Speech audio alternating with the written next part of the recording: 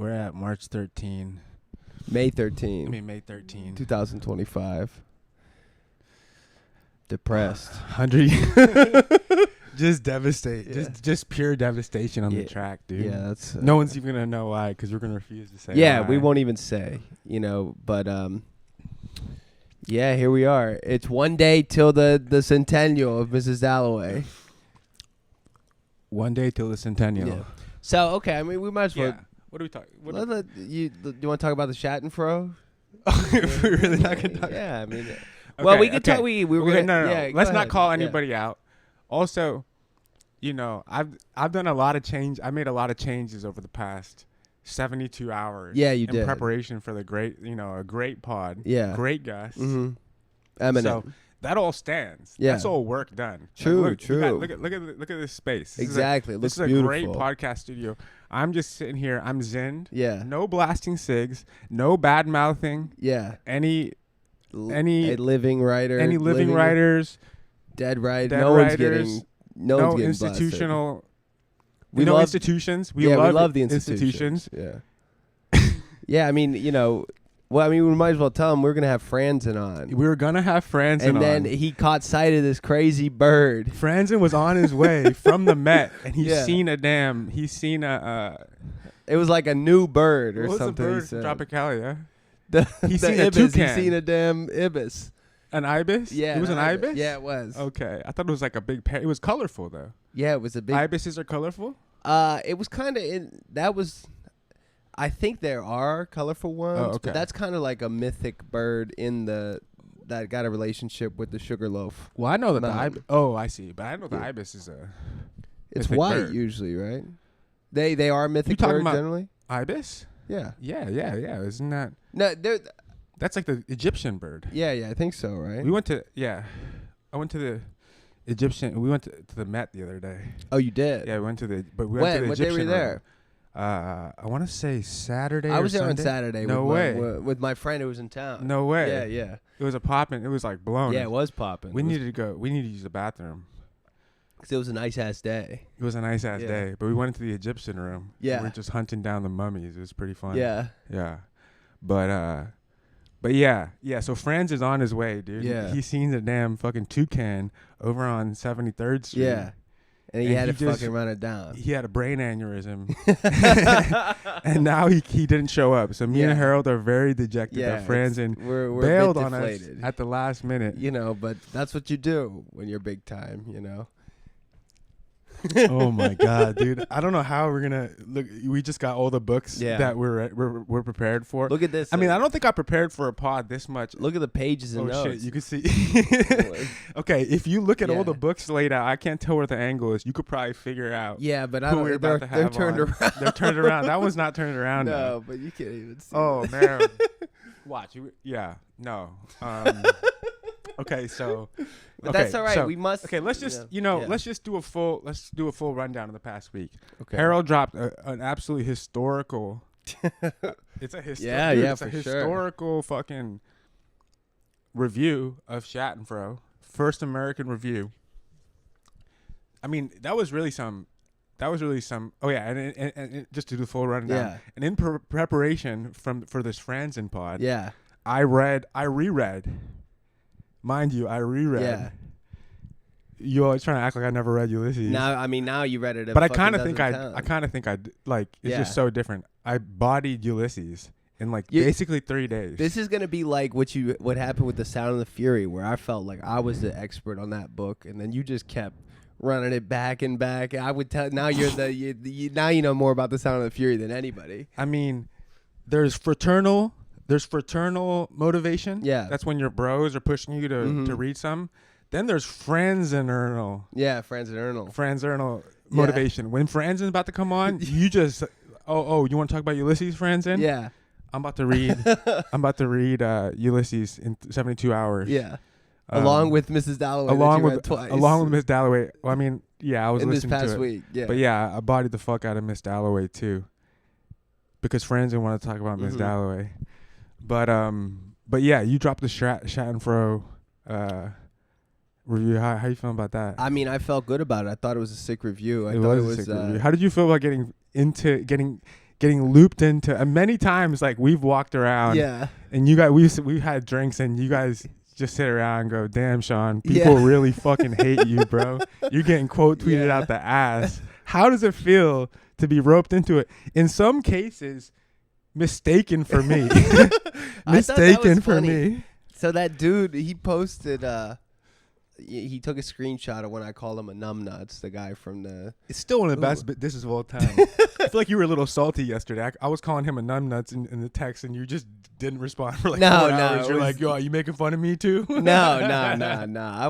I just thought it was like... So there's something that happens like... You know, it's so weird. You know, I was going back and forth with Max Lawton a little bit on Instagram. He was messaging me too. Yeah. We were laughing, dude. And just like I don't Max understand why people get mad about this stuff. Like they're mad about. But this is actually Go ahead.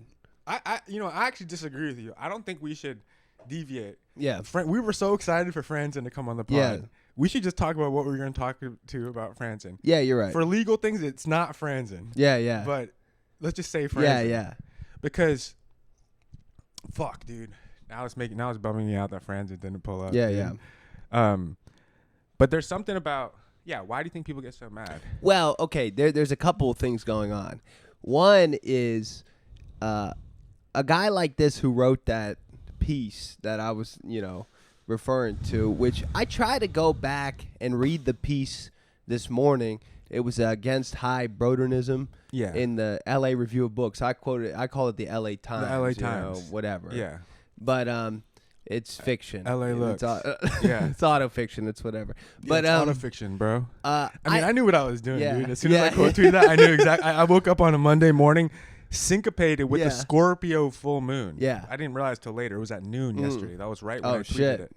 And I just knew, like God told me, God's like, all right, Sean, it's time for you to make some people mad. Yeah. Boom. And I tried to go back and read his article in good faith, and I couldn't understand what his point was at all. Okay. Did you ever read that article? I don't read shit like that, bro. I don't know. He's saying what that. Was he saying? He was basically saying that these, and I guess he's an Argentine fellow, so it's a natural beef. It is a natural beef, dude. Damn. If you know, you know. You know. But he's talking that he's saying that these big books, right, are all a genre made by the critical establishment, that everyone praises these books effusively just because they're difficult and they're not engaging with like their regional context or something, and which I'm like, I don't even know what you're talking about. Like the whole Schattenfroh piece, I was putting Schattenfroh in a very specific context, in a very specific tradition, right? It's from Tristram Shandy. I said everything it was. Yeah. It was a hoax. It was all this. I was putting it in a very specific tradition. Yeah. And, talking about the German context that it's from. So, I don't know what he's talking about I don't know what his argument is about this whole thing. But here's what it is. Like, it's written in really, like, hard to permeate, turgid prose, right? That you pick, and it's just, it sounds really smart. Yeah. And I feel like people like that, these, traditionally institutionalized, PhD'd out people, they get upset when people are writing about something they feel a propriety over in a style that's not, like theirs. Like they're how you were writing about exactly. it. Yeah. I mean, listen, bro. What people 2000s blog speak. But what people are mad about, is wrapping their head around. I mean, you know what you're doing too. Yeah. I mean, just like the flow synced up with like the unquestionable erudition. Unquestionable intake and tying it into like it just that's what makes people mad. Well, that's what pissed people off about fuckboys so much. Of course, but the thing is, like, I mean, it was funny because like. Yeah, I mean, running back Miss Dalloway was sick. Yeah. To be like, and I read those back to back with Weinstein back in college too. But Ulysses and Dalloway. Yeah. In the modernism seminar. Were you fucking blown away that their dates are almost the exact same? Yeah, I was stunned by that. Stunned by that. Joyce and Woolf, they 1882 to 1941, and Right. like within like they were born within a week of each other and Yeah. died within 2 months of each other. Yeah. You know, it's crazy. Yeah, but no, that is crazy. It is crazy. And Dalloway is just like Ulysses out. I was talking Yeah. to you yesterday. It's like Ulysses out in terms of just spanning one day and like the hours being. And it's indicated mid-June. by the It's in the middle clock. of June. And It's a June too. book. True. But like, oh yeah, it was so funny too. Like with the Septimus character. Yeah. Like I was looking back at it and like basically like he you know everyone's like trying to be. I feel like doing all like my smart takes that I prepared. yeah. You know what I'm saying? But like, damn, Franzen would have been so impressed, Yeah. honestly. And now I can't even do them without feeling I lame know. on the pod. But like, well, my thing. This is my synopsis of Dalloway. You want to do my synopsis of Dalloway? All right, so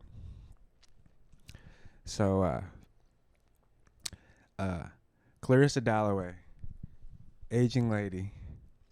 No, not aging lady. She's like 50. She's 50. Yeah. Married to a kind of boring guy, Richard. Mm-hmm. Wants to throw a party that night. She go on her walk to get some flowers for the party. Old man Peter Walsh, who she had, kind of hot guy who's like messing around with this knife all the time. He went off. They almost had a thing when they were younger. Then he went off and got married to somebody.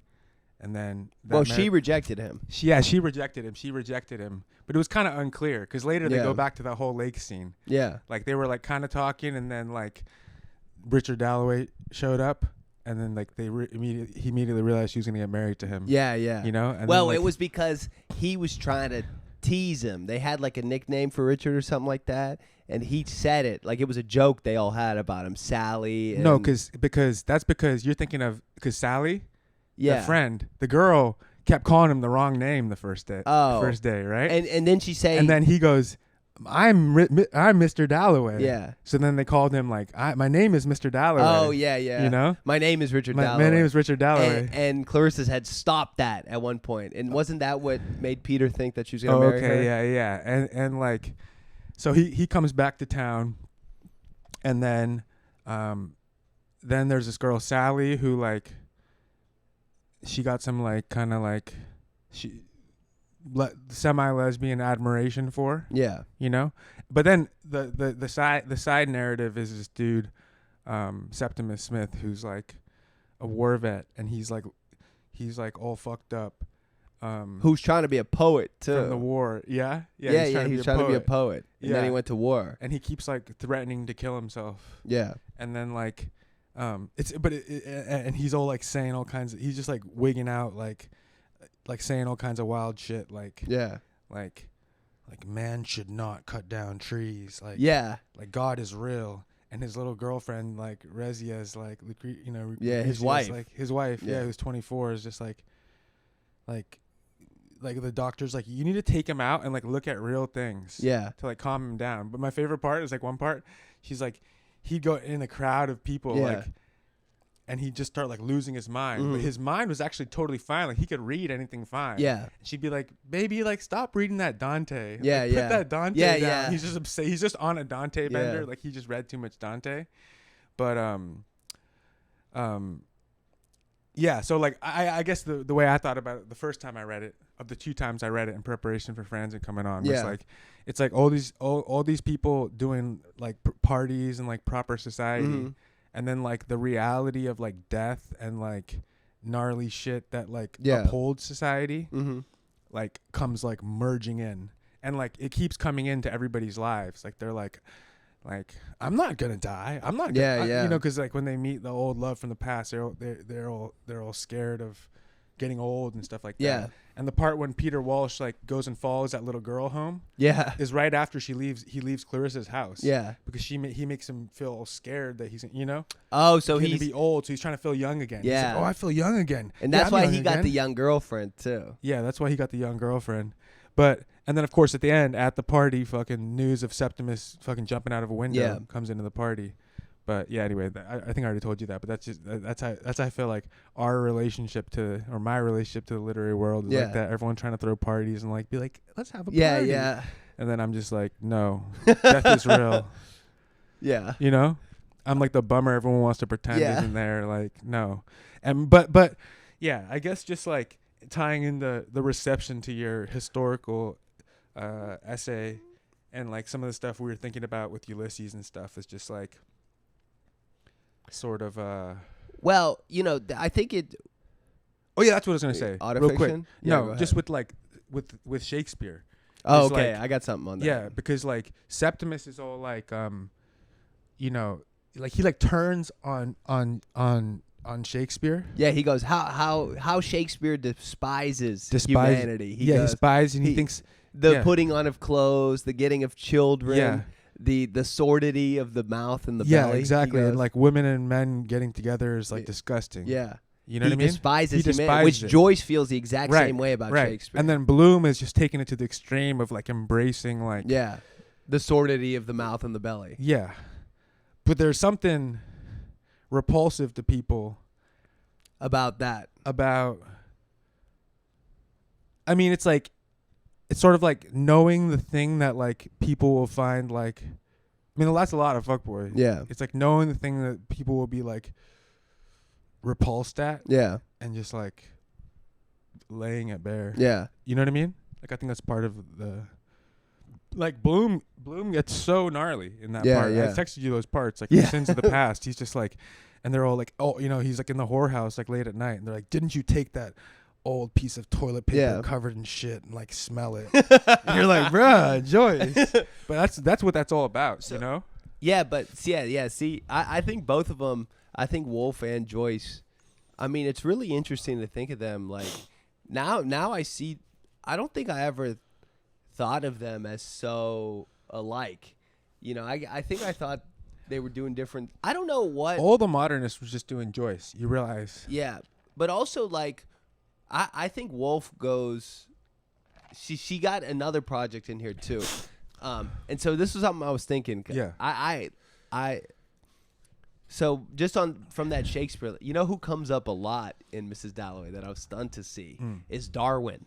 Yeah, I know. Darwin is, and Shakespeare. They'll often be used together. And I think they're opposite forces in this because, you know, he's talking about, so both Ulysses and Mrs. Dalloway are life-affirming books in a way that's a reaction against Shakespeare. Yeah. I think they both see Shakespeare as he has this indifference to human affairs that I think both of them see as an attitude that resulted in like the carnage of World War I. Right. You know, right. This indifference about, and he also had this like insane anxiety about time. Shakespeare did. There's this time anxiety in all the plays of like death is looming, and it's like you just fucking, you know, you're just pressed about it all the time. Yeah. But Darwin is the complete opposite. If you look at his whole project, he's the ultimate poet of the acceptance of time. Okay. Right? Just the acceptance of time's passing. And that's what Mrs. Dalloway is really about, is finding a way to accept time's passing. Why? Because everything just keeps evolving? There's like, it seems... No, I mean in Darwin. Yeah, in Darwin, yeah. Because everyone's because evolving? the scope is just... Right. It just goes on and on and on. It's been happening forever, and it'll never stop happening. Right. And just that in itself is a beautiful process. Yeah. And you have to accept that because that's just what's going to happen. And Shakespeare doesn't accept that, you know. He gets so mad. Characters get so mad when they realize that, like, they're going to die. Yeah, exactly. Like, there's an anxiety about it. There's an anxiety about it. And see, I don't think Ulysses is as concerned with the passing of time as Mrs. Dalloway. That's, I think, because Woolf was reading Proust and Joyce. Yeah. Joyce wasn't interested in Proust, right? Yeah. So.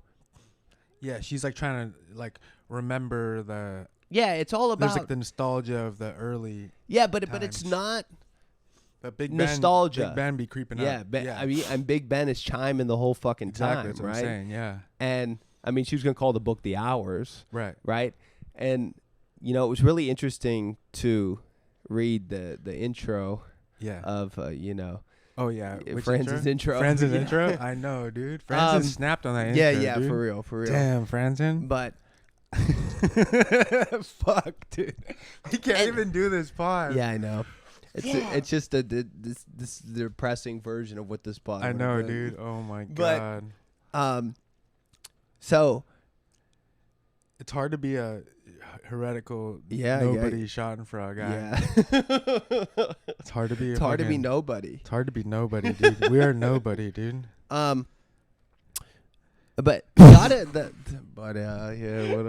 the the autofiction thing makes people mad. Yeah. But okay. yeah, Here's another thing I want to say. Yeah, Fuck, please. dude. We're gonna. We have to Buck show up. fortitude. We have Yeah, to show yeah. there might not be resurrection after death, but True. there will be endurance. We Yeah. will endure this shattering death we have yeah. endured. Does anyone have any fucking people? I don't know if people you understand what we're talking about Yeah. right now, but okay. What I was gonna say was, okay, like I might need to break the fourth wall right now. Yeah, go ahead.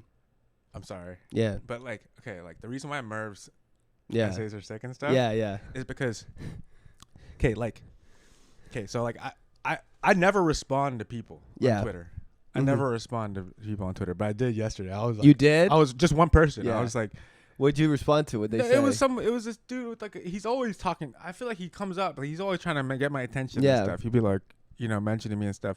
And it was just right when I posted it, and he's all like, LOL, like fucking, oh yeah, like Schadenfroh's autofiction. Yeah, Ulysses is autofiction. Yeah, all this stuff like this. it And I was literally like, is. It literally. I was just like, have you even read the book? And he was all like, blah. He just says pedantic shit. I was like, nice, like sick. But like, okay, here's what I'm saying. The reason why Merve's takes are sick is like, Yeah. like.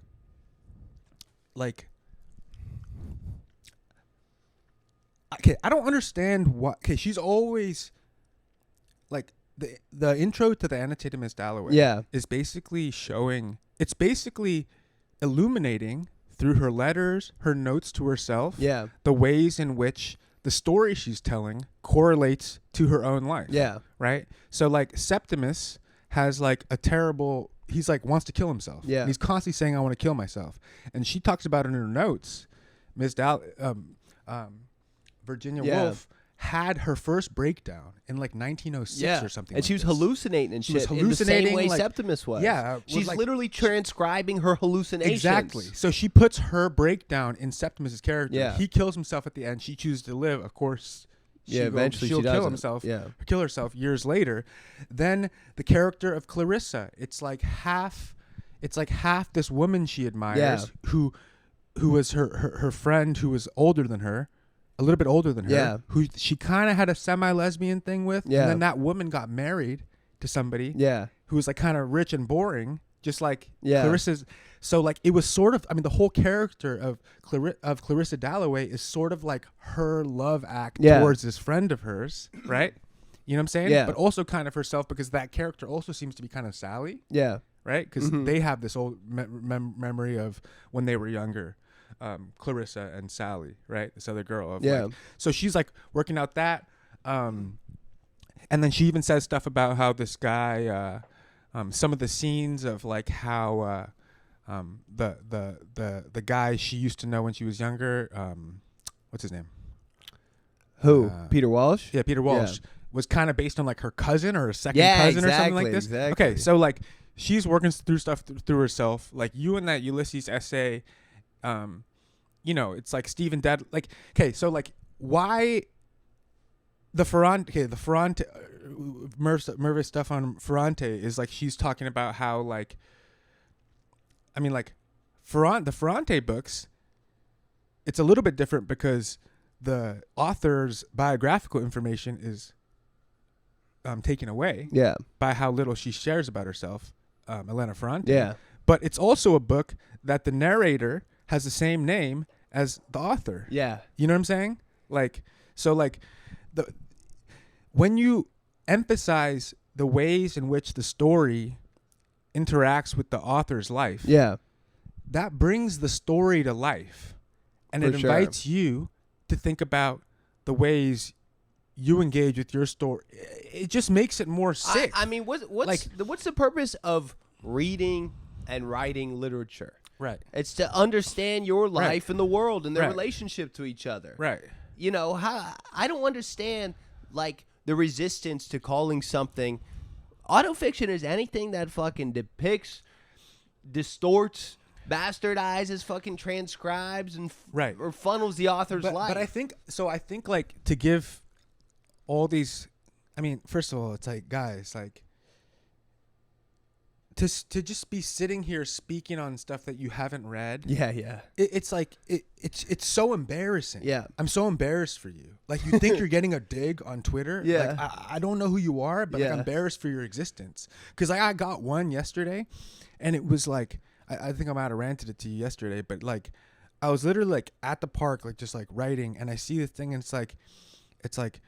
You know, alt lit is this movement led by Shantore Conroe. Yeah. And his whole thing is partying, doing ketamine, and nihilism, and like being rich. Yeah. Or something like this. And I'm just like you What? just obviously haven't read the book. Yeah.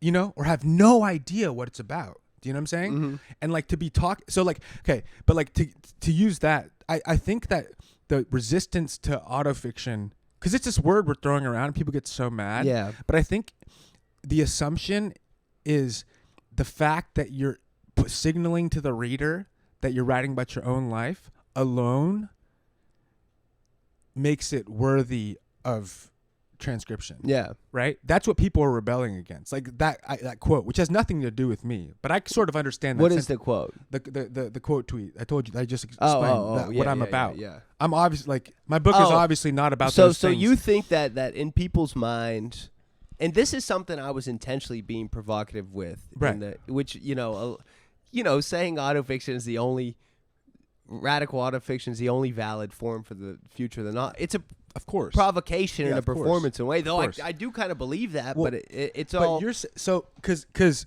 I mean a good autofiction like is bastardizing things. Yeah. And is playing with things. And it's also like Mrs. Dalloway does. It's compartmentalizing your life. This is an exact person that was living on the street I was living in, doing the same thing. And here's a character that's a fictional version of maybe someone I knew with other stuff of someone I knew passing by this person. That's like you're melding real life and these invented things. I know, but I think that there are a lot of like I mean I critique it all the time. Like a shallow reading of my book, and a shallow reading of Nausgard, and a shallow reading of Ferrante will make you think that like that dude was saying in that anything I transcribe is literature. Anything I transcribe is literature, and like it actually like sort of doesn't encourage like the impetus to do some type of bastardization and some type of funneling through different like different fucking angles in the glass forces you to do something that's like just like these stories that are like I don't know. I saw this it was kind of going like big on Twitter. I don't even really want to say it. It was a bit of a misogynistic tweet. Yeah, but it was basically like, congratulations on like your story. It's just about you running around being a whore. And people were going crazy over it. You know what I'm saying? But I'm just saying like, does this encourage the type of thing of like, sort of like bad behavior, like nihilism? I wrote a story about it. It's like kind of cool, like, oh, that's good. Like, and there isn't any like, that's not, I mean, that's like, or it's like you could read the first, like, or it's like people who think that Fuckboy is like about me, like reveling in, of like me, Shantore Conroe, me, Sean, like reveling in like being like promiscuous and shitty to women. Like if that's what you think the point of the book is, and it's like, I'm a fuckboy. Like, it's so sick. If that's what you think it is. I mean, you could read like one chapter in the beginning and be like a little bit shaken by a couple lines, if you're not a good reader. And you could think that. I think that's what people are rebelling against. But what we're saying is there needs to be an indication of interplay between your life and the story. And that's what makes a text like alive. And like, I mean, it was just funny seeing some of the reactions to the screenshot that the numbnuts posted of my piece. I love numbnuts, dude. Where people all the time now. we're talking about. I'm just gonna see if Franzen texted me. Yeah, go ahead, please. I'd be interested. I hope. Yo, I got Franzen's number. But and people were like going, no, nothing, huh? Two likes. Oh, geez. Franzen liked 2 of my things. That's what's up. Yo, Franzen is a cryptic texter, you know? Yeah, you never know. Yo, Franzen. At least you're in contact with them. Yo. Yeah, we were close, but Franzen, we are, yeah. Harold got a bit of a, yeah. We should have just made it Juno. That would have been funnier. Yeah. We should have made the riff Juno. But, yeah, people's going. Some people thought it was you. I know. And they were like, "When is he gonna quit with this AAVE thing?" And I'm like, "What are you even referring to? Like saying cool, I know. bro? What's AAVE in this?" And the best was someone goes, like, because I said they banned Lou Alcindor from Duncan, which that's factually accurate. Yeah. He was Lou Alcindor at Yeah. UCLA in whatever year it was. Yeah. And someone was like, when white racists find out that Kareem, his old name, and it's like a white racist. Like what are you talking about? Yeah, bro, you were in fucking. And also, it's just you were in Copacabana, just fucking. and it's just like, channeling all the race. I'm taking a racist shot at Kareem Abdul-Jabbar. Like it's No, okay, but another thing is, motherfuckers. Just they don't want to read. Yeah. They don't want to have to read. I mean, that was a Anything 6,000 to word not have fucking to read. piece. They didn't read that. Yeah. No. They and I think I proved pretty good how Schattenfroh is autofiction in my conception of autofiction. I think that made it clear what I thought of it in the piece. Yeah, it's like where he's literally. You don't think his relationship to his grandpa is like fucking bombing? Like has any relation or his motivation to write it? Or like he name dropped the city he fucking grew up in. Right. It's about this. He literally has 70 pages of his own handwriting in the book. People are 70 pages of his own the author's own handwriting. It's not even fucking out, dude. Yeah. Franzen hasn't even finished it. Yeah, I know. Franzen's one of the greatest readers. Yeah. It's obvious now too because I've already dropped it. Yeah. But whatever. It's also like Franzen's such a good reader. What? Yeah. Franzen is such good insights. He definitely is. Yeah. I mean, I was like, man, I'm so pumped to talk about all these insights. We should do a and Ulysses also clip too soon, but let's dwell on the Schattenfroh more though.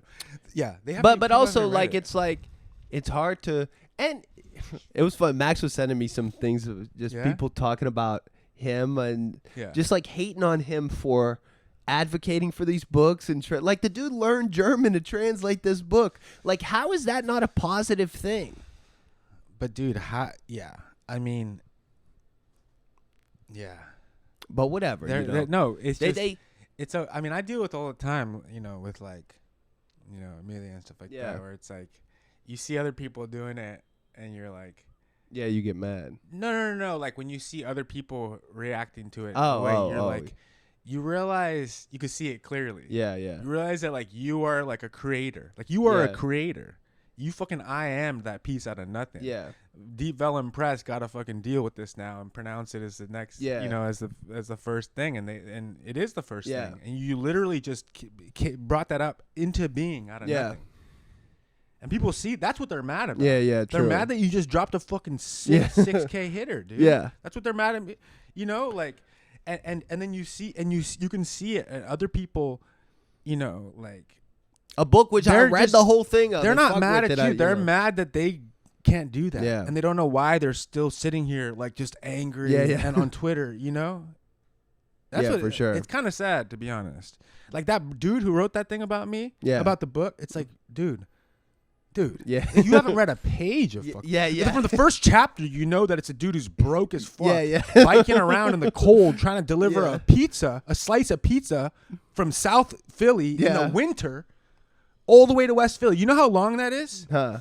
It's long. It's long. It's 3 a.m, bro. That's like, what the fuck are you? How does that have to do with doing ketamine and partying, bro? Well, it's just based on interpreting the book based on the title and what you kind of heard. Yeah, what you kind of heard. All it dude. is. But yeah, I know, and also, yeah, but also it's yeah. it's like, I think the main takeaway from all these people is that they don't really care about literature, No, you know, I don't care and about that's literature. see that was I really liked reading that intro today after I finished Dalloway. Let's pretend she's here. Yeah, Let's just yeah, talk let's- to her. yeah. I'll be like Septimus. Like Rezia's like, who are you talking to, Septimus? He's like, all his yeah. Wait, let me get some water. You get some water. You've been sipping that empty My cup. mouth is You've been sipping dry that- because I'm depressed. You're depressed. Friends, and come back, dude. It's just a bird. It's gonna fly away. Yeah, I wanna we could also we should talk about Virginia Woolf and Ulysses, dude. Well, let's talk about did you read Franzen's Ulysses essay? Yeah. Oh yeah, of course. You texted me about it this morning. Damn. Yeah, Franzen really snapped on it. I mean, this bit is so dumb. Yeah, it is so dumb. So let's talk about yeah. let's talk about Wolf first, then we'll talk about Okay. both together. So what was your relationship with Wolf before? Woolf was one of the first. I mean, it all comes back to that Weinstein class. that Weinstein class. It's also sick because we're gonna get Yeah. we're gonna get her on, dude. Yeah. But because she wrote the Norton for Woolf. Oh, she And did. now we got the Norton for Faulkner. Yeah. Norton for Woolf. Who wrote the Norton for Ulysses? Oh, we got to We figure gotta that figure out. it out. Yeah. But yeah, I mean, it was in that chronology of Yeah. books I was reading through, Mhm. for that class. I just didn't have any real. I just swam through it, dude. Yeah. I was just swimming Mm-hmm. blind. I don't really. I kind of remember Septimus. I Yeah. guess I got that he died. Yeah. You know, I think I was like, I was trying to write a lot, so Yeah. it was like formally, I was just like looking at the sentences Mhm. and how she was like, oh shit, she's walking around. Yeah. Then of course, 2021, I read To the Lighthouse with Richard Ford. Yeah. In 4 weeks, and that was really fucking sick. Yeah. I seen that clear like a movie. Mhm. I kind of forget. I knew she was going out to get flowers for the party. Yeah. The aspect of it being about the difficulty of marriage. I mean, I said this to you before. Paradise Lost, Ulysses, Miss Dalloway, they're all about the difficulties of marriage. Yeah. Of union, of men and women coming together, right? And that's what This is what I think what I think is so sick about all three of those. exactly, and how hard that is. And this is also, I mean, this goes back to I guess we couldn't go agnostic if Franzen was here. Yeah. But this is what you're talking about with the Christ stuff and the redeeming Eve and stuff like this. It's like, it's hard to stay loving. Yeah. You got a nasty fight going on in the conjugal home. Yeah, yeah, true. It's hard, dude. It's hard. And what that means evolves. Yeah. You know what I mean? Like, Bloom is I don't know if I'll go as far as Bloom, dude. Yeah, yeah. Like, Bloom's letting Yeah. letting Molly go all over him.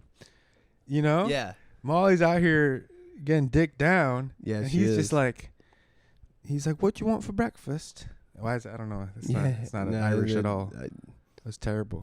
But you're depressed. Yeah. But I didn't get that, and I didn't get the Septimus thread too. Mm-hmm. And I guess Septimus was so interesting to me too because, like, I guess I still got to finish that Faulkner essay, but my thing is like the reprehensible voice in the novel, which you have to kind of have. Mm-hmm. You have to be wrestling with the reprehensible voice in society and in yourself. Yeah. Like Faulkner does this. Like the Cyclops chapter in Ulysses of of just like the worst nationalist, like that, like nationalist, anti-Semitic. That was And actually, how about that's just like that's a Jason chapter, yeah, it is. right? But I mean, You can see everything Faulkner read and tried to do. yeah. That's But the how sick thing about we get that one in Ulysses? That one's good, right? we get, because Bloom has his big triumphant moment too, where he finally stands up to the guy, and he's active for like the first time. Right. Where he says, Yeah. even though he's been doing nice stuff out throughout, and then in the very next chapter, we get him jacking off on the beach, Yeah. and then once he comes, like he starts thinking like, oh man, I'm glad I didn't see she had that limp. That would have ruined it for him. And then he starts having these nasty thoughts. Yeah. And we like him so much by this point that it's like now we got these nasty thoughts to deal with, and how are we going to reconcile? Exactly. And then in the chapter after that, the oxen in the sun is about desecrating the sanctity of fertility. Yeah, exactly. In the Odyssey, Yeah, and they're just drunk as fuck in the maternity ward. Mm-hmm. Yeah, of course. And they're doing all these takes about the sins of this and that. Yeah. And Bloom's just sitting there, fucking post. He's still got some nut on his leg, on his jeans. He didn't zip his pants up. But the corollary, just to finish that idea, the corollary in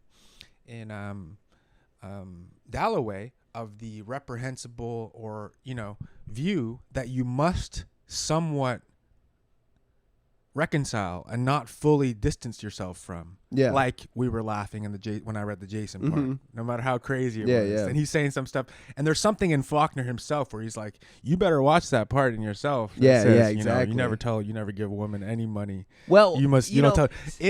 Sorry. No, go ahead. Sorry. Septimus? Yeah. Septimus is like, he hates the world. He's constantly saying he's going to kill himself. He's a fucking menace. Bro. Yeah. He's going over here, but Dalloway, Woolf has some of that feeling in her. It's part of her breakdown. Yeah. Peter Walsh is like these low people. You know how society is made by good men who go out into the Himalayas and read philosophy. Yeah. Civilization and then they go, must be upheld. Right? And then it's so funny where he goes like that's the kind of man who does something. Of course, he never did anything. Yeah, but that is the type of person. That is the type of man. And also, who's this little girl? Yeah. Oh wow, she's looking. I'm just gonna follow her around. No one's looking. I'm just like flicking my knife around. You know what I'm saying?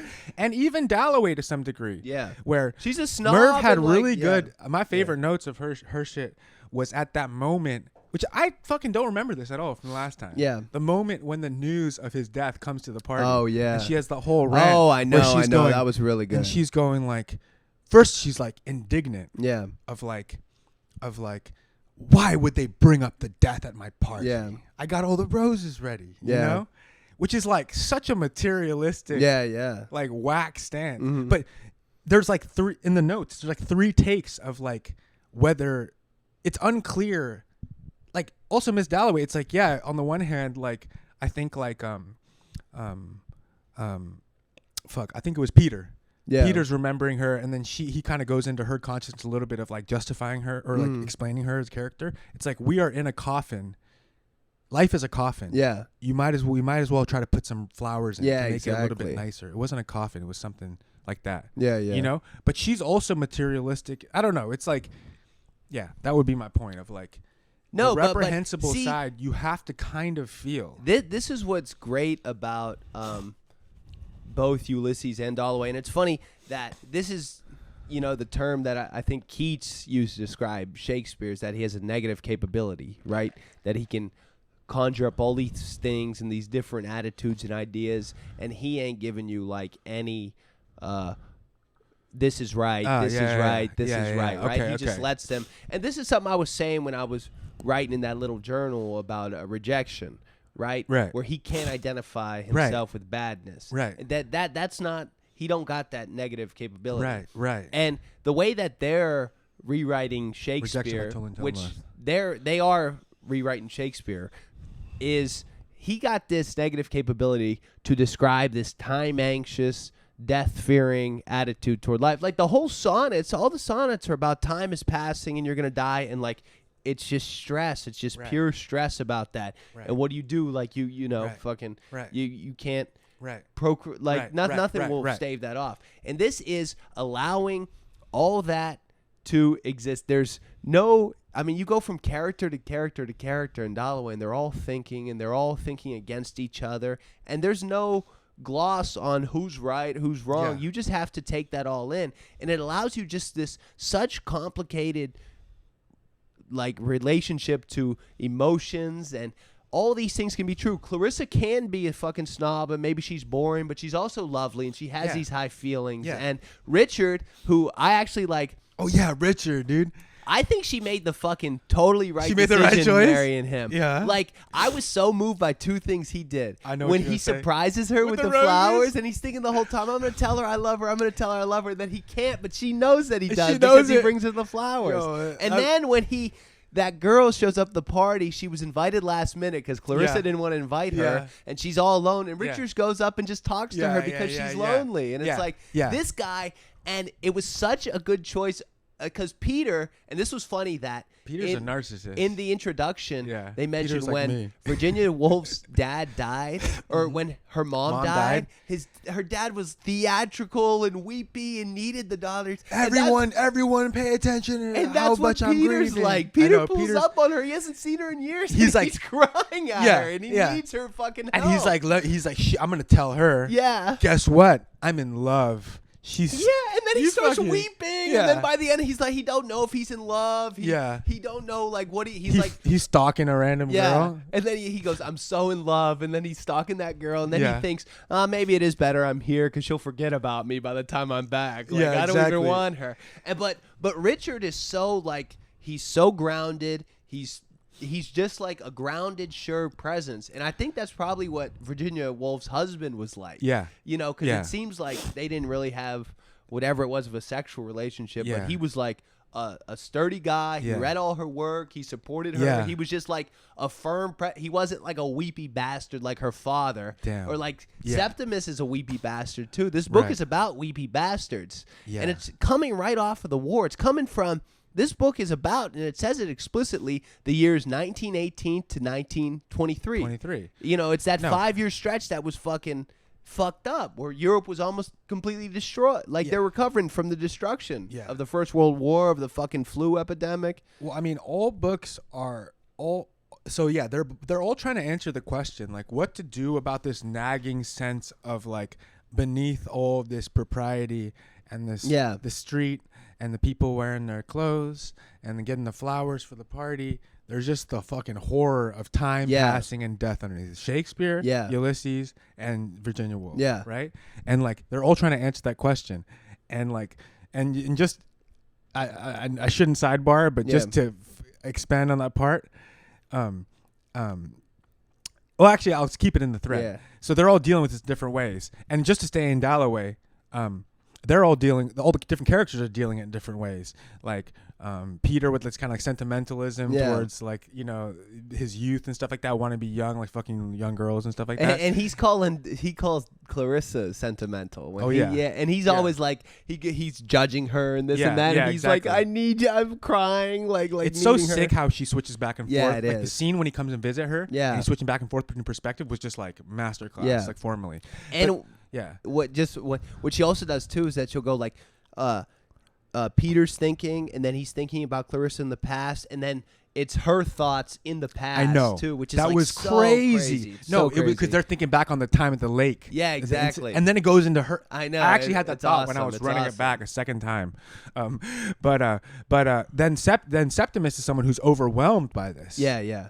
Because Yes. he's overwhelmed by it. Why? Because he's seen the war. Yeah. He's seen the war. Also, Bolaño has all such great stuff about like the of the Sky Rider and the planes in 2666. Like it's like thunder. Yeah. And the plane, it's the bomb and stuff. And then here the plane scene. The plane is a advertisement spelling out toffee. Yeah. Right. The loud noise, which is exactly what the point of it is because there's the horror of a war. Mm-hmm. There's the great party, and then there's me pulling up. Yeah. And being like, no, horror. Yeah. ruining the party, right? But then basically Septimus is overwhelmed by this, and that's why he's like, and it leaks out. Yeah. That's why he's always trying to kill himself, and But then when it goes to Richard, it's also where it comes in the book. Yeah. We haven't had a Richard part yet. Yeah, yeah. And he's all like, we know about her from Curtis's Yeah. perspective. He's kind of boring. He's not as Yeah. exciting as Peter Walsh. And he's all, okay, I'm getting some flowers, and he's all Yeah. walking home. He's like, I'm gonna bring the flowers and I will tell her I love her Yeah, as a yeah. gift to them. I'm a little bit shy. I'm gonna do it though. I'm gonna do it. And he's like walking along. And he's like, I got the flowers. And Yeah. he's like, it's so simple Yeah, and sweet. yeah. He's like, you know what? Life isn't so bad. Yeah, Look yeah. at me. We're on Westminster Place. Yeah. I'm going to meet Clarissa. She's such Yeah. a sweet lady. And it's a beautiful And day. It's a beautiful day, and she's so great. Like everything's everything. And then he gets all, but like, so I think like you're saying, the severity of Shakespeare's reaction to this Yeah. is sort of just to be like, everyone, like the conclusion is like everyone fucking betrays each other. Everything is horrible, and ends in death and betrayal, and the end of Hamlet where everyone's dead. Right? And Lear too. You think and back Lear, like too. how His daughters betray it's him. mean. It's a mean, bleak view, yeah. which is it's a true. I mean, just a and, human. and the language is so extravagant and beautiful, and like Right. that's his Shakespeare's own reaction. All that Right. is just the language Right. is like Right. special. But I think Wolf's reaction is like we can still like I think Merv also said that like Merve also said that like her orientation aesthetically is like a what's it called a host of a party. yeah, As an author. yes, It's like I'm always doing the rant, like Yeah. just stealing Lish. yeah, Is like, as an author, you need to seduce the reader, Yeah. and turn him away, and seduce him again. She's like, no, as an author, you can be like a very good party host Yeah. to the most shy guest. yeah, As an author, like but her reaction is sort of like, but that's makes it even more important that Yeah. we have a nice party and like be nice to everyone at the party and put the flowers up, yeah, right? for sure. Which is a very much more like calm view. Yeah, yeah, And that's her immediate reaction. That's why the news of Septimus's suicide coming into the party is like an explicit instance of these two things colliding. Yeah. Right. Joyce's view is that like we fucking I'm trying to be good, Yeah. but like I did rub one out earlier. Yeah. I got it just a little too excited. I am. Well, farting he's so and shitting. Catholic too. He's Right. concupiscent the whole Right, time. Right. And like it's okay. It's okay. Yeah, like, you're a pervert. yeah, Okay, like- you want to fucking lick buttholes and look at buttholes. But and it's like, just I don't know. You can write the fucking essay. You can let shit. I mean, pushing society to peel back their fearful prejudice, like fearful suppressions of things that they think are gross or vile or fucking low or 2000s blog speak. This is what it's about. Yeah. Like this is what the and all in service of getting to like a more accepting. I don't know. Yeah. It was kind of funny. I was just getting ready for the pod and stuff, and Al came by yesterday and he's all like, I don't know, I was just kind of griping about, like, General griping. just in About home, the internet? No, like conjugal domestic griping. Yeah, griping. domestic Okay. griping.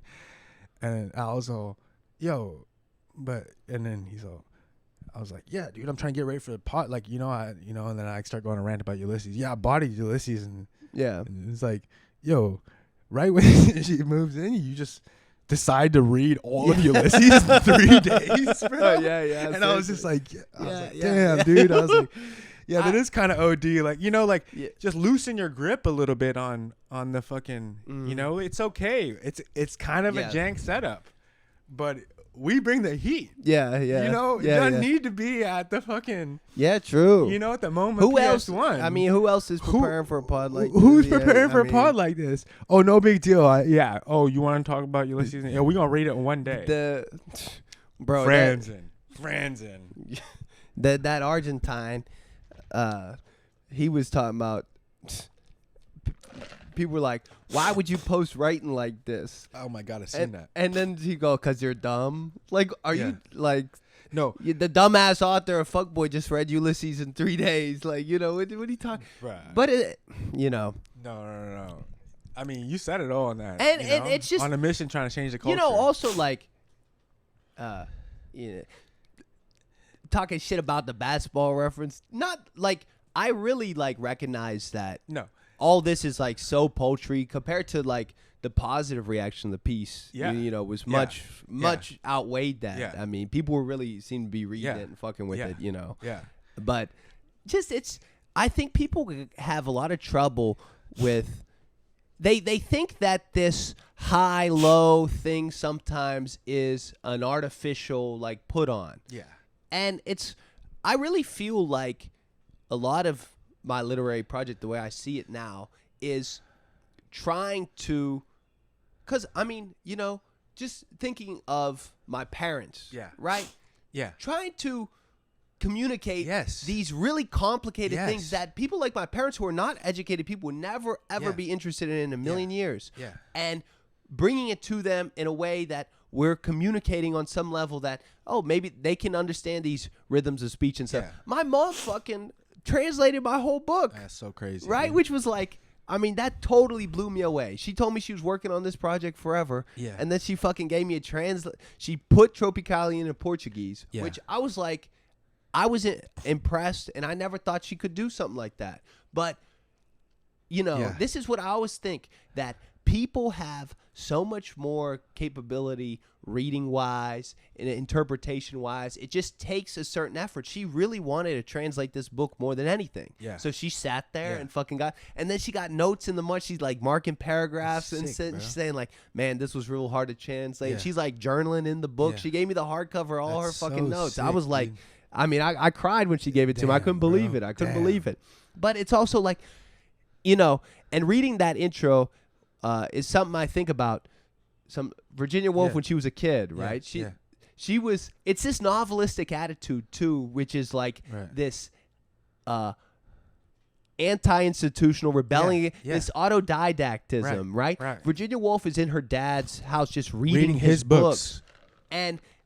See, I feel like this is something that we don't To cope with his overbearing ass. exactly. That she needs her own little freedom, and Yeah. it feels like a rebellion, and it doesn't feel like this ain't Invitations to expanding the freedom of expression. Exactly. That's what the task is. exactly. They all closing it. yeah, exactly. They all trying to keep it closed.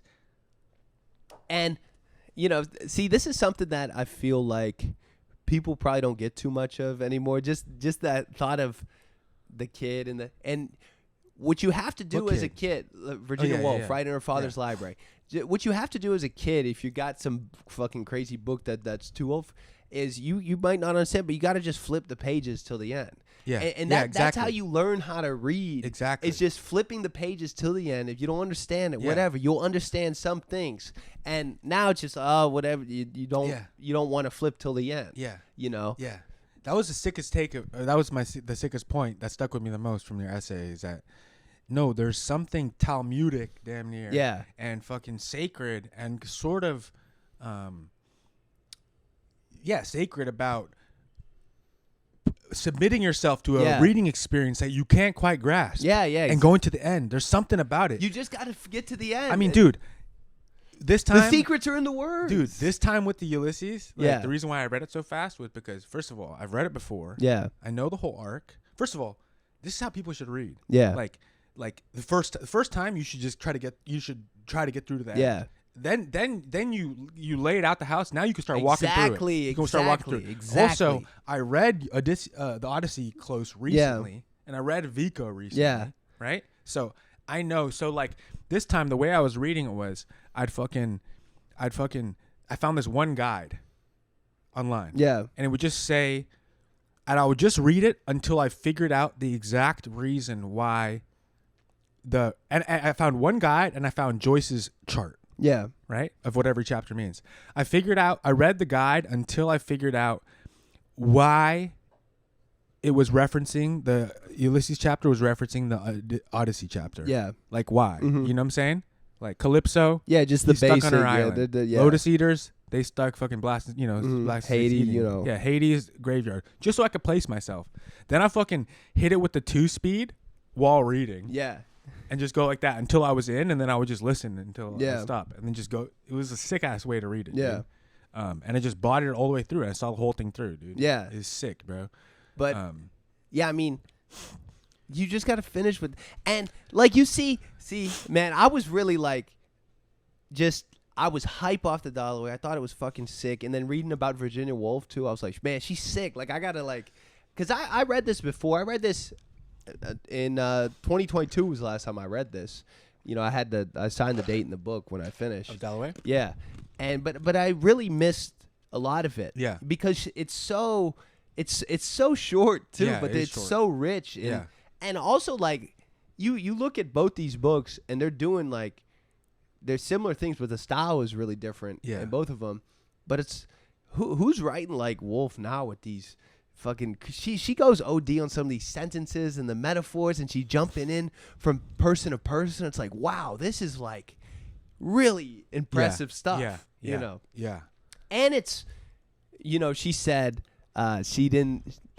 Joyce, and she was reading Joyce competitively. They're the exact same age. Yeah, exactly. And he dropped, and she's thinking about her book. Yeah. And he wrote a book that's better than anything she had by that point. So she's all fucking. She dissing in her journals. She wrote like, she's like, I respect language too much to be messing around with shit it. like this. Yeah. Yeah, which, I mean, she goes crazy in her own way. Yeah. But she was just, and it's funny, I always thought of it, I think I thought of her as like almost older than Joyce, and she was kind of looking down at him because he was like lower class. Yeah. But that's not it at all. Right. It's just competitive. She was just competitive with Ulysses is all it was. Yeah. And then she told Elliot got a story, rejected her Dalloway story, and she told him, "Oh, you can reject me. Like I just want the truth from you." But she was like heartbroken by it when he rejected it. That's right.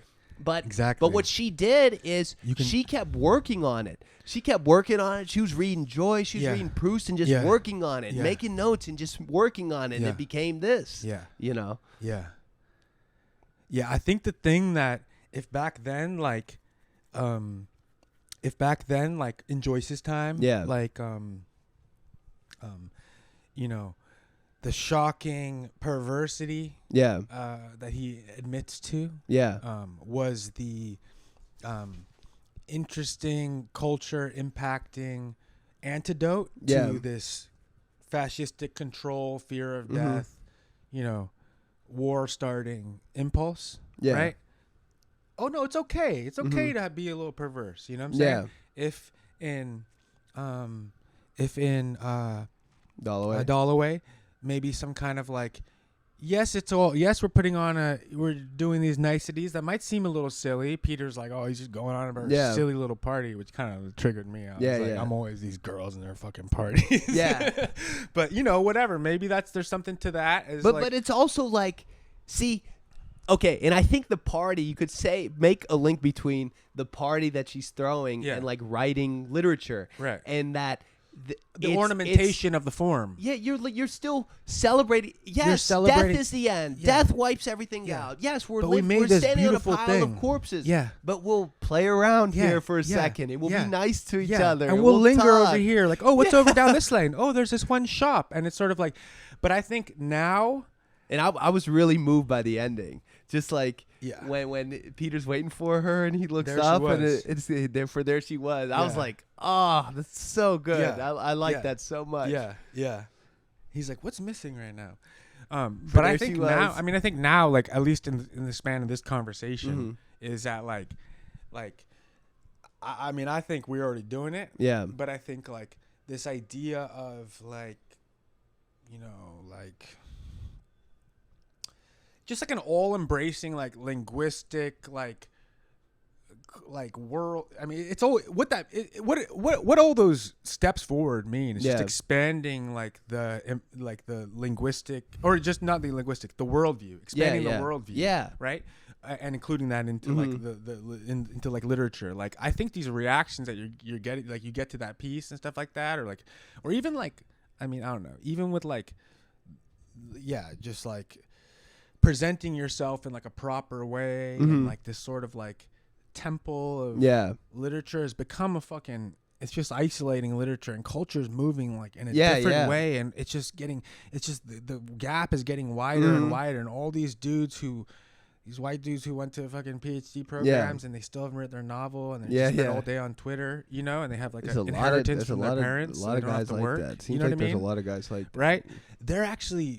They're fighting against that. Yeah. Like that impulse is like the same impulse that's just like, I don't know, it's like the mean Shakespeare impulse. Yeah, yeah. I think that's what it is, like, and also the vile, repulsive, unsayable things. Like I have unsayable things in my writing. Like that's my version of Joyce's. Like for sure. I was reading the Cersei chapter. I'm like, bruh, like, first of all, I didn't realize that his dad had a different name. Like Patrick. No. Oh, my bad. His dad had a. Whose dad? Bloom's dad. Oh yeah, his dad. Yeah, he's changed his name. What was his name before? Oh my god! But there's pages of pages of him in the thing. It's like a weird name. Oh, and you didn't know it was Virga. Virag. Yeah. And I'm like, who the fuck is And I'm yeah, like, it was his dad. Yeah. And then I'm like, bro, this is so OD. Like, yeah. And then the part, I mean, it became one of the sickest chapters. It became the most DFW chapter. Like, also, his parents were reading this in the house. I know. They're reading that to each other. And he'd always be like, oh, it's not even good. Yeah. It's like, bro, you think you're fucking Joyce, bro. He thinks he's the Auction in the Sun chapter, which is the most impenetrable one in the maternity ward. And they're all doing like their funny takes. But some of those like parts were so sick. Dude. Yeah. And they go to the bar at the end and there's like 3 pages of just like nonsense they're saying at the bar. You know what I'm saying? Yeah, yeah. But the reason why he does all that is because there's scary things to say. There are. Yeah, there are. There's scary things to say, like that's why. Like that was unsayable and crazy to say back then. That's what But no one see, it's also what it also is throwing a party. It is it's also fun. throwing a party. It's throwing a party. Like it's reveling. Yeah. You got the. I was telling Gabby I started reading Dalloway and I was like, you know what this book is about? She's like, nah. She was like, I was like, it's a woman and she's throwing a party and she's going to buy flowers on a beautiful day in June. Yeah. She was like, oh my god, I gotta read that. She's like, that sounds amazing. But that also, and that act of like continuing to try to translate it, because that is what she's doing too. And that is what Franzen is doing too. Yeah. Is translating it for people. And see, I remember during the pandemic, right? When I read Paradise Lost for the first time, it was because I had the Faulkner, The Sound of the Fury. I had this hardcover with this Marilyn Robinson intro, and I liked it, so I never heard of her. So I got like another book of hers on Kindle where she's talking about reading stuff. Yeah. And she was basically just like, stop listening to what other people are saying about a book. And that's what I was doing a lot of. If there was like an old classic or something like that, I would just read what other people said about it. She was just like, read the thing. That's how you're going to find out what's in it. Yeah. And then I read Paradise Lost. And I was like, oh my God, Adam and Eve, they're like talking to each other. I was like, this is, I can't believe it's like this. I can't believe it's like this. Yeah. I was telling my dad about that. He couldn't believe it, dude. Yeah, and I couldn't believe it when you first told me that. I was like, what? And they're trying to negotiate. Yeah. They're trying to negotiate a relationship with each other. And I did think it was there were 2 things in the Merva's piece, the Paradise Lost one, where she they were sick, but she takes Eve at her word about Eve. When Eve is telling Adam that she wants to go off and do work, that she can't get work done while he's around her. Yeah. She takes Eve at her word. And I think Eve is duping there. I don't think she should be taken at her word. Yeah. You're talking about the day that Eve leave. I mean, it's the only day there is. Yeah. There's only one day. Single day. Yeah, the single day. They couldn't stay married for a day, Yeah. No. Oh, but But yeah, and then she says she needs to work elsewhere on tending to the garden. Yeah, I think of Eden. I think she sets up her own. I think she's more Satan. She's more Satan than duped. Mervyn would take Eve at her word, while we would be like, she was we didn't trust her. You're right, Yeah. Maybe that's my. Yeah, we're both like, nah, she definitely knew what she was doing. Yeah. But. So I don't know if this is related to what I was just saying, but I just, have you ever heard Virginia Woolf? She's talking about that Middlemarch is one of the few novels for grown people. That's her blurb for it, which is But and I think her attitude and what she I was thinking about this because at the end of the piece on Paradise Lost, she's talking about how once they leave paradise, it's the beginning of the novel. Which I think is really cool and right, probably. Even though it's like a novel, what they're doing to each other in there, Right.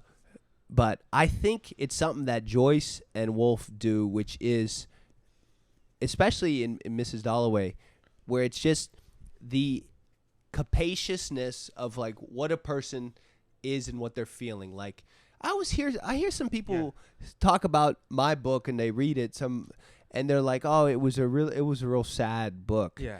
And I'm just like, you're reducing this whole scope of feeling in life and these different emotions into a single thing that's not exactly true. Right. Like Mrs. Dalloway, every single character has this whole capaciousness of feeling in their past, and they're vacillating back and forth between the feelings, and it just has room for all that.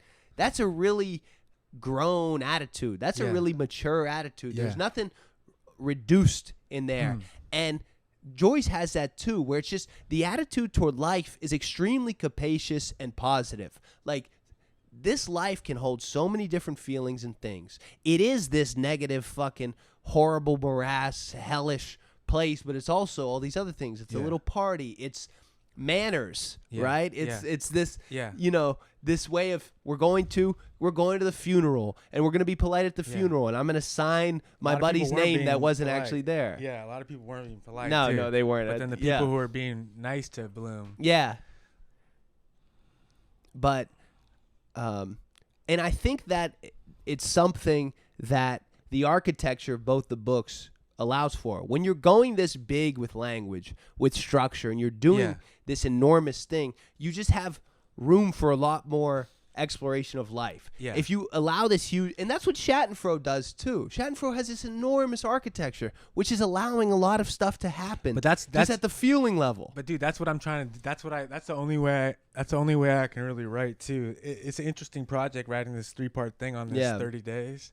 And I just need to put myself in one scene. Yeah. And then I like try to convey the whole range of feeling that came into that one scene. Yeah, and then move really slowly through the scene. And that's how they're both working formally. I mean, it's one day. Working through a short period of time and then exposing all the range, that breadth that go into it. And it's one beautiful day in June. Like, it's a beautiful summer's day. Like, and it has been. Dude, when I finished it this time, Ulysses this time and got to the yes, I was like walking down to the library, and I got right to the library, the beautiful library, the Stavros Halkias, Stavros something, Nachos, Nachos, Stavros and Nachos. Like, I was right when I was pulling up, and it was like such a nice day on fucking 6th Ave, whatever it is, and the Knicks were about to start, and it was like lit out, and then it was like yes, and stopped, and I got right to the door. I was like, damn, that children me. Wait, let me. I gotta pee so bad, but maybe I should just quickly read these Sins of the Past. Okay. The medley of voices. This is all the shit that Joyce. Yeah. Not Bloom. This is all the shit that Joyce did. He's admitting to. He waits till page 438. So anyone who gets to read this, they have to go far. He went through a form. These are all the Sins of the Past that he did. Who did? Did Bloom do these? He went through a form of clandestine marriage with at least one woman in the shadow of the Black Church. He cheated. Unspeakable messages he telephoned mentally to Miss Dunn at an address in Dalloway Street, while he presented himself indecently to the instrument in the call box. Yeah, he got his dick out in the call box, sending secret messages to someone. This is what he did. Okay, you listen to me. By word and deed, he frankly encouraged a nocturnal strumpet to deposit fecal and other matter in an unsanitary outhouse attached to empty premises. Some do it. I don't. Yeah, poop. He poop in some. He got a poop thing. He got a poop thing. In 5 public conveniences, he wrote penciled messages offering his nuptial partner to all strong-membered males. He's over offering his wife off to strong-membered males. And by the offensively smelling vitriol works, did he not pass night after night by loving courting couples to see if and what and how much he could see? He's over here lurking, peeping. Did he not lie in bed, the gross boar, gloating over a nauseous fragment of well-used toilet paper presented to him by a nasty harlot, stimulated by gingerbread and a postal order? I gotta pee, bro. Yeah, All right. ahead.